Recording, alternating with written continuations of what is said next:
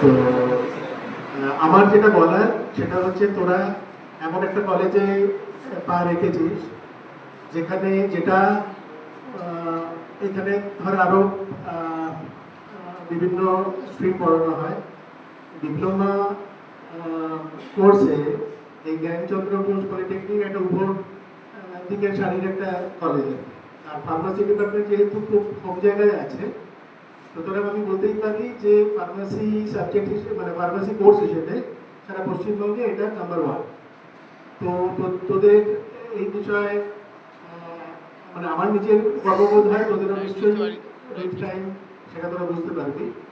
এখানে প্রচুর ভালো ভালো কোয়ালিফাইড ফ্যাকাল্টিস আছে, তাদের কাছ থেকে তোরা পড়বি এর পরে, মানে আগামী দিনগুলোতে তোরা নিজেরাই ফিল করতে পারবি। তো আমার যেটা বলার সেটা হচ্ছে, তোরা ফার্মাসি কোর্স পড়তে এসেছিস।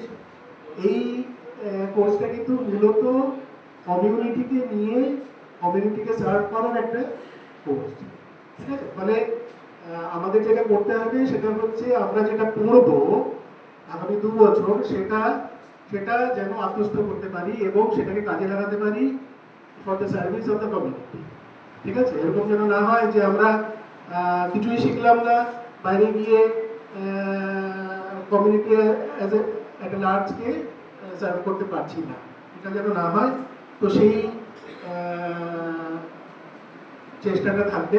আর যেটা থাকবে সেটা হচ্ছে যে আমাদের যেটা স্যার বলেছেন, আমাদের কলেজের ডিফারেন্ট প্রোগ্রামস তার সাথে নিজেদের ইন্টিগ্রেট করতে হবে।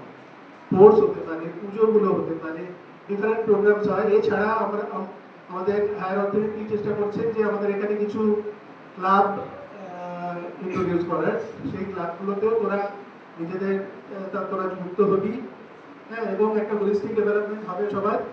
এই প্রচেষ্টাটা থাকবে সবার।